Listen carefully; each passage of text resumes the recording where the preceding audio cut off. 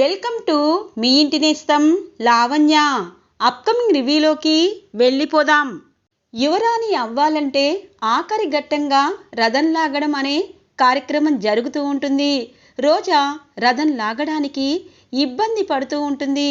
ఇటువైపు చామంతి అనుకోని విధంగా రథంపై తోలడంతో రథం ఒక్కసారిగా ముందుకు వెళ్తుంది.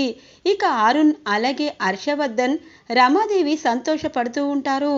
ఇక చామంతి అక్కడి నుండి వెళ్ళిపోతుంది. రోజాకేమీ అర్థం కాదు. ఇదేంటి ఇప్పటిదాకా ఒక్కటంటే ఒక్క ఇంచు కూడా ముందు కదలలేకపోయాను, కానీ ఇప్పుడిలా జరిగింది. పోనీలే, ఆ దేవుడు కూడా నా వైపే ఉన్నాడు. ఆఖరి ఘట్టమైన ఈ రథాన్ని కూడా లాగేశాను అని చెప్పి సంతోషపడుతూ ఉంటుంది రోజా. ఇది ఇలా ఉండగా ఉపేంద్ర రోజా ఇద్దరు మాట్లాడుకుంటారు. ఇద్దరికి ఒక విషయం అర్థమవుతుంది. చామంతి ప్రతిసారి యువరాణి తను అవడం కోసం ఇబ్బంది పెడుతుందని తెలుసుకుంటుంది. రమాదేవికి చామంతి మీద ఉపేంద్ర అలాగే రోజా కంప్లైంట్ ఇస్తారు. అత్తయ్య గారు, ప్రతి విషయంలోనూ ఐస్ బకెట్ నీళ్ళు అలాగే చీరలో దురదగుంటాకు, ఇప్పుడు రథం విషయంలో కూడా ఏదో ఆ చామంతి చేసింది. దాన్ని ఇక్కడి నుండి వెళ్ళగొట్టండి అత్తయ్య గారు అని అంటుంది. చామంతిని పిలిపించి వెళ్ళవే, మర్యాదగా వెళ్ళిపో అని చెప్పి అంటూ ఉంటుంది. ఇక ప్రేమ్ అడ్డుకున్నా, ఒరే ఇప్పుడు చెప్తున్నాను, ఇది ఇక్కడ ఉండకూడదు అని చెప్పి ఇక మెడ పెట్టుకుని గెంటయ్యబోతూ ఉండగా కరెక్ట్గా రాజగురువు, అంటే అప్పుడు పుట్టవెలిసినప్పుడు వచ్చిన రాజగురువు ఎదురవుతారు. ఏం చేస్తున్నారు రమాదేవి గారు? చామంతి ఇక్కడ ఎందుకు ఉంది అన్నది ఆ దైవమే చూసుకున్నారు. చామంతి ఇక్కడ ఉండాలి, ఖచ్చితంగా ఉండాలి అని అంటారు. ఇక చామంతికి చాలా సంతోషం అనిపిస్తుంది. రోజా మాత్రం ఈసారి ఏదైనా చేసే అవకాశం నీకు ఉండదే, ఎందుకంటే పగడ్బందీగా అన్ని ప్లాన్లు వేసేశాము. అదిగో చుట్టుపక్కల జనాలు ఎవ్వరికీ తెలియకుండా ఈ కొల్హాపూర్ యువరాణిగా నన్ను చేయాలని ఉపేంద్ర అన్ని ఏర్పాట్లు చేశాడు. ఏమీ చేయలేవు, చూస్తూ ఉండు అని చెప్పి మనసులో అనుకుంటుంది రోజా. రాజ సంస్థానం వారు రోజాకి యువరాణి ఎలా ఉండాలి అన్నది మొత్తం చెప్పడంతో ఒక మంచి చీర కట్టుకుంటుంది. రాజగురువు రావడంతో ఇటువైపు అందరూ హోమానికి సిద్ధం చేస్తారు. కాబోయే యువరాణితో ముందు హోమం పూర్తి చేశాక తరువాత పట్టాభిషేకం చెయ్యాలని రాజగురువు చెప్తూ ఉంటారు. ఇటు చామంతి ప్రేమ్ మాత్రం మనం అసలైన యువరానికి అన్యాయం చేస్తున్నాం బాబు, మనకి నిజం తెలిసినా రోజా అమ్మ యువరాణి అవుతుంది అనగానే, చామ్ కంగారు పడద్దు, నీకొక విషయం అర్థమైందా అనగానే, ఏంటి బాబు, నేను ఏం చేసినా రోజమ్మ నా మీద అమ్మగారికి కంప్లైంట్ ఇస్తున్నారు అనగానే, అలా అని భయపడతావా? ఈ ఇంట్లో ఈ రాజమహల్లో ఇక్కడున్న వారే ఉన్నారు కానీ బయట వారు ఒక్కరు కూడా లేరు. అలాగని లాయర్స్ కూడా ఉంటారు కదా. ఒక యువరాణి పట్టాభిషేకం జరిగితే ఇక్కడున్న కొన్ని వేల కోట్ల ఆస్తులు తన సొంతమవుతాయి.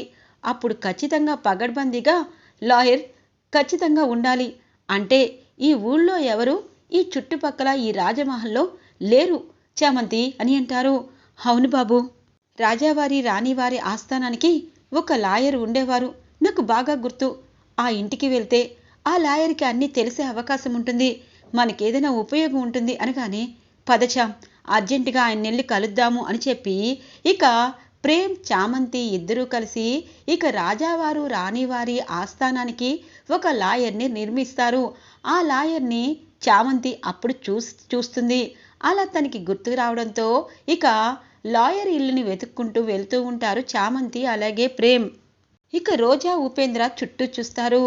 ఉపేంద్ర, చామంతి ఎక్కడ కనిపించడం లేదేంటి అనగానే, దానికి భయం వేసింది ఏమో రోజా, ఇంకా సేపట్లో నీ పట్టాభిషేకం అవుతుంది, అదేం చేస్తుందిలే, ఏడ్చుకుంటూ ఏ మూల ఉండుంటుందిలే అని అంటారు. అలాగే ఉండాలి అని చెప్పి అంటూ ఉంటారు. ఇక రోజాతో హోమం కార్యక్రమం మొదలవుతుంది. రామాదేవి ఆనందానికి అవధులుండవు. రోజా, నువ్వు యువరానివి, కానీ ఈ కోట్ల ఆస్తి ఈ రమాదేవికే అని చెప్పి మురిసిపోతూ ఉంటుంది. హర్షవర్ధన్ అరుణ్ అందరూ చాలా సంతోషంగా చూస్తారు. రోజాతో రాజగురువు హోమం కార్యక్రమం పూర్తయ్యాక, అమ్మా, కొల్హాపూర్ యువరాణి ఇప్పుడు ఈ యుగంలో ఎలా ఉంటుంది అన్నది మనం తెలుసుకోవాలి అని చెప్పి ఇక యువరాణి గారు ఎలా ఉండాలో అన్నది చెప్తూ ఉంటారు అక్కడ రాజగురువులు. ఇక రోజాని చక్కగా రెడీ చేస్తారు. మోడ్రన్ యువరాణిలాగా రెడీ చేసి ఇక రోజాని తీసుకొస్తూ ఉంటే చాలా అందంగా ఆ మంచి గౌన్లో చాలా బాగుంటుంది. రిచ్ లుక్గా అచ్చం మహేశ్వరి సినిమాలో కత్రినా కైఫ్లా రెడీ అయ్యి కిందికి వస్తూ ఉంటుంది. అరుణ్ అయితే, రోజా నువ్వొక మహారాణివి, నువ్వొక యువరాణివి, నా భార్యవైనందుకు నేను చాలా అదృష్టవంతుణ్ణి అని చెప్పి మనసులో పొగుడుకుంటూ ఉంటారు అరుణ్. ఇది ఇలా ఉండగా ఇక చామంతి అలాగే ప్రేమ్ లాయర్ ఇంటికి చేరుకుంటారు. లాయర్ వాళ్ళిద్దరిని చూసి, మీరా చామంతి, అమ్మా బావున్నావా అని అంటారు. బావున్నానండి.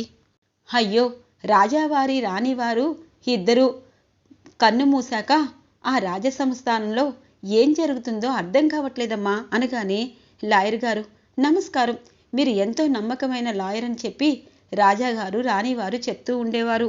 అందుకే మీకు ఆహ్వానం ఆ ఇంటి నుండి మహల్ నుండి మీకు రాలేదా అని అంటారు. ఏం జరుగుతుందమ్మా రాజమహల్లో, ఇప్పుడేమీ జరగటం లేదు కదా అనగానే ఇక ఒక్కసారిగా చామంతికి అలాగే ప్రేమ్కి డౌట్ వస్తుంది. అంటే కావాలనే అక్క ఉపేంద్ర ఊళ్ళో ఎవరికీ తెలియకుండా యువరాణి కార్యక్రమం మొదలు పెట్టారనమాట. పట్టాభిషేకం మొదలయ్యి యువరాణి అయిపోతే ఆస్తులు దక్కించుకుంటారు. అందుకే ఇలా ఎవరికీ తెలియకుండా కవర్ చేశారన్నమాట. అలా అయితే ఈరోజు యువరాణి పట్టాభిషేకం కదా, మీరు రాజావారి రాణివారి ఆస్థానంలో మీరు లాయర్ కదా, మరి యువరానికి కావలసిన ఆస్తిపాస్తులన్నీ ఇప్పుడు మీరే తనకి అప్పచెప్పాలి కదా అని అంటుంది. అదేంటమ్మా, ఒక యువరాణి అవ్వాలంటే మామూలు విషయమా? రాజ సంస్థానానికి కొల్హాపూర్ యువరాణి అంటే ఎవరు? రాజావారు రాణివారు ఆ యువరాణి పుట్టినప్పుడే నా దగ్గర జాతక పత్రం రాశారు. అలాగే తన పుట్టిన తేదీ, తన జాతక పత్రం, అసలు తను ఏంటి అన్నది మొత్తం నేను చెప్పాల్సిందే. అలాగే తన పుట్టిన తేదీ నుండి ఇప్పటికీ తన జాతకం ఎలా నడుస్తుంది అన్నది నేను చెప్పాల్సిందే. అప్పుడే యువరాణి అయ్యే హక్కు అధికారం వస్తుంది. అదంతా రాజావారు రాణివారు నాకిచ్చిన ఒక వరం అనగానే, అలా అయితే మీకు ఆహ్వానం అందలేదు, అక్కడ యువరాణిగా రోజా అమ్మ ఎన్నికవుతుంది అనగానే, రోజానా, సరేమ్మా, ఇప్పుడు నేను అక్కడికి వస్తాను. ఇదిగో ఇక్కడున్న ఈ బుక్కులో మొత్తం యువరాణి జాతకం మొత్తం ఉంది. ఆ జాతకంతో రోజా అమ్మ జాతకం సరిపోతే తానే యువరాణి.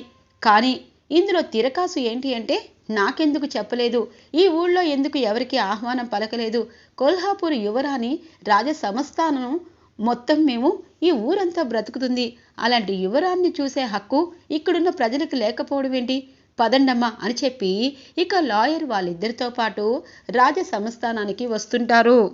రోజా పట్టాభిషేకం కార్యక్రమం మొదలవుతుంది. రోజాని సింహాసనంపై కూర్చోబెడతారు. అలాగే డైమండ్ కిరీటాన్ని అలాగే డైమండ్ నెక్లెస్ని అవన్నీ రాజావారి రాణివారి ఆస్థానంలో పలానా యువరానికి 48వ యువరానికి చెందినవిగా అక్కడ రాయడంతో అవన్నీ ఇక అక్కడున్న రాజ సంస్థానం వారు పక్కన పెడతారు. రోజాకి ఒక్కొక్కటిగా బహుకరిస్తూ ఉంటారు ఇక రాజ సంస్థానం మెయిన్ ఆస్థానికులు. ఇక రోజా, ఇది నేను యువరాణి అవుతానని కుళ్ళుకు తట్టుకోలేక వెళ్ళిపోయింది. ఇప్పుడు నేను యువరాన్నే, ఎవరాపగలరు అని చెప్పి చాలా టీవీగా పొగరుగా సింహాసనంపై కూర్చొని ఇక చాలా ఆనందపడిపోతూ ఉంటుంది. ఇక రోజాకి డైమండ్ నెక్లెస్ అలాగే డైమండ్ కిరీటం పెడతారు. కరెక్ట్గా అప్పుడే చామంతి ప్రేమ్ ఆ రాజసంస్థానం లాయర్ని తీసుకొని ఇక ఆగండి అన్న అరుపు వినిపిస్తుంది. రోజా, ఏంటి పట్టాభిషేకం పూర్తయిపోయాక అనగానే, ఏముంది పట్టాభిషేకం, ఎవరినడిగి పట్టాభిషేకం చేస్తున్నారు అని అంటారు లాయర్.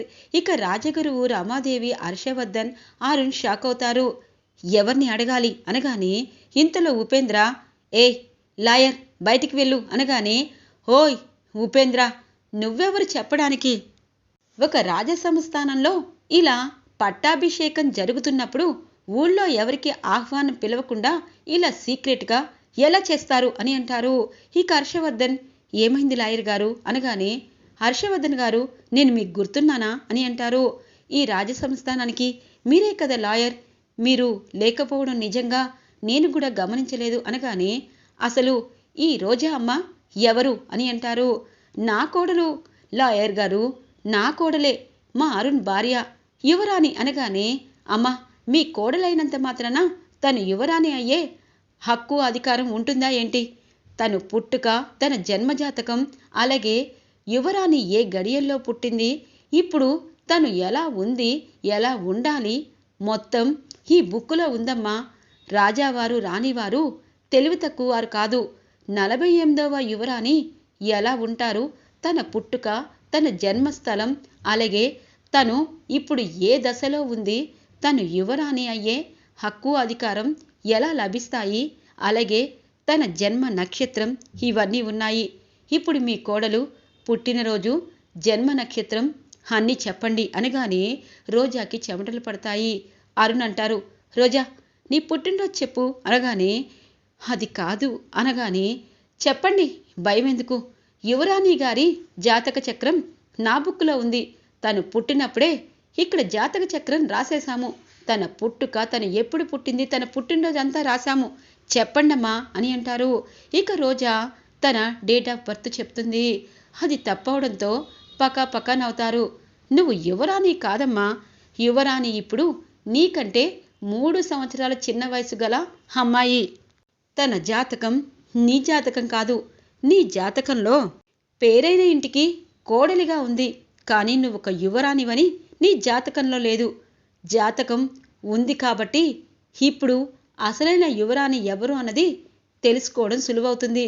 ఈ రోజా అమ్మ యువరాణి కాదు, అసలైన యువరాణి తినకండే 3 సంవత్సరాల చిన్నది అనగానే చామంతి ఆనందపడుతూ ఉంటుంది.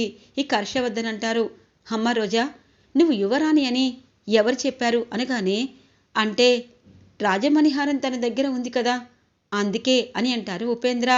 ఈ కాపు ఉపేంద్ర, ఒక యువరాణి అంటే ఎలా ఉండాలి, అన్నీ పగడ్బందీగా ఈ ఈ కల్హాపూర్లో ఉన్న ప్రతి ఒక్కరూ అనగానే, ఇంతకీ ఈ అమ్మాయిని చూస్తుంటే అనగానే, నేను అని అనలేదు ఉపేంద్ర, రాజమణిహారం నా దగ్గర ఉంది, అలాగే ఈ రాజం అనగానే, ఇంకాపండి, మీరు ఒకవేళ యువరాణి అనుకుంటే జాతక చక్రం కలవలేదు, ఒకవేళ రాజమణిహారం మీ దగ్గర ఉంది కాబట్టి మీరే యువరాణి అని సాక్ష్యాలతో సహా నిరూపించండి అని అంటారు లాయర్. అది ఊళ్ళో ఎవరూ లేకుండా ఇక్కడ పట్టాభిషేకం చేసుకుంటావా అనగానే, నాకు టైం ఇవ్వండి, నేనే యువరాణ్ణి అని అంటుంది. సరేనమ్మా, మీకు 1 సంవత్సరం టైం ఇస్తున్నాము. ఈ సంవత్సరంలో మేము అసలైన యువరాన్ని వెతికి పట్టుకుంటాము. ఎందుకంటే జన్మజాతకం మా దగ్గర ఉంది. ఒక జాతకంలాగా ఒక జాతకం ప్రపంచంలో ఎవరికీ ఉండదు.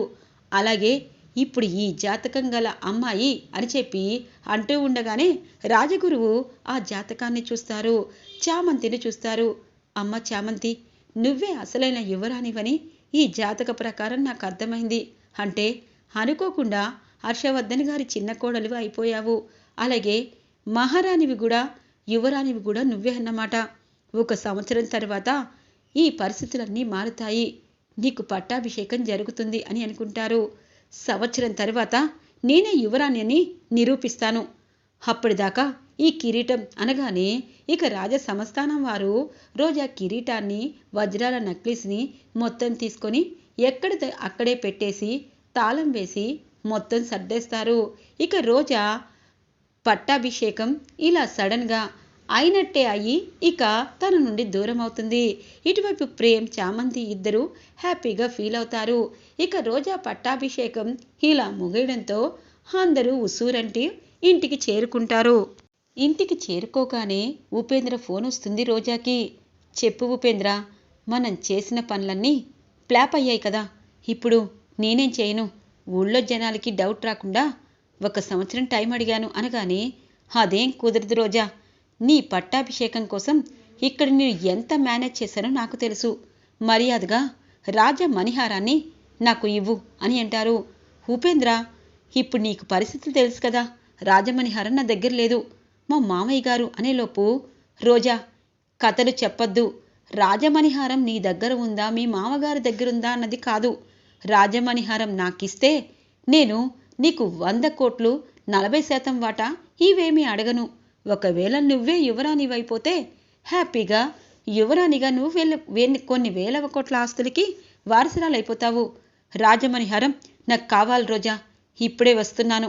నువ్వు ఇప్పుడే ఈ రాజ సంస్థానం నుండి వెళ్ళి ఒక్కరోజైంది. ఖచ్చితంగా నేను వేసుకుంటాను అని చెప్పి మీ అత్తయ్యకి మీ మామయ్యకి రిక్వెస్ట్ చెయ్యి, వాళ్ళు ఇస్తారు. అలాగే డూప్లికేట్ రాజమణిహారాన్ని రెడీ చేశాను, అది నాకిచ్చి ఇది నువ్వు తీసుకువెళ్ళు అని అంటారు. సరే, నువ్వు చెప్పింది కరెక్టే, కానీ నేను అడిగితే డౌట్ వస్తుంది. ఇప్పుడే దాన్ని చాలా సేఫ్గా లాకర్లో పెట్టబోతున్నారు. ఇప్పుడు నేను అది తీసుకొస్తాలే అని చెప్పి ఇక రోజా మరోసారి లాకర్లో పెడుతున్న రాజమణిహారాన్ని కాజేస్తుంది. ఈ ఉపేంద్ర గాడికి ఈ రాజమణిహారం పిచ్చేంటో మా అత్తయ్యలాగా వాడి ముఖాన్ని ఇది కొడతాను. అసలే వాడి బెదిరింపులకి తట్టుకోలేకపోతున్నాను. ఇప్పుడు యువరాణి అయితే అయ్యాను, లేకపోతే మానేశాను అని చెప్పి రాజమణిహారాన్ని పట్టుకొని ఇక గార్డెన్లోకి వస్తుంది. కరెక్ట్గా రాజమణిహారాన్ని ఇక ఉపేంద్రకి ఇచ్చేలోపు చామంతి ఆ రాజమణిహారాన్ని ఒకే ఒక్క దానిలో తన చేతిలోకి తెచ్చుకుంటుంది. ఏయ్, ఏమైందే అనగానే, అబ్బా, ఇద్దరూ కపట మోసగాళ్ళు. అక్కడ యువరాణి అవ్వాలని కళ్ళ కన్నావు, ఆ కళ కళ్ళగానే మిగిలిపోయింది. ఇప్పుడు రాజమణిహారం ఈ దుర్మార్గుడి చేతిలో పెట్టి ఇంకా తప్పు చేస్తావా?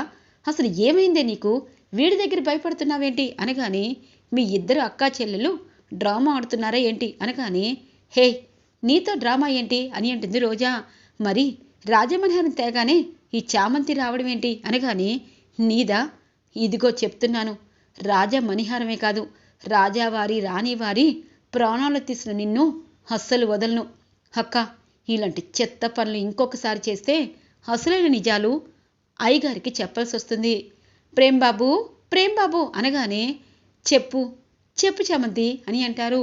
మీరు చాలా సేఫ్గా ఈ రాజమణిహారాన్ని దాయమని అయ్యగారు చెప్పారు కదా, ఎక్కడ దాస్తారు అనగానే, పుట్టలో అయితే కాదు చామ్, ఎందుకంటే పుట్టలో అయితే మా రోజా వదినికి స్నేక్ కాటేసిస్తుంది అని అంటారు.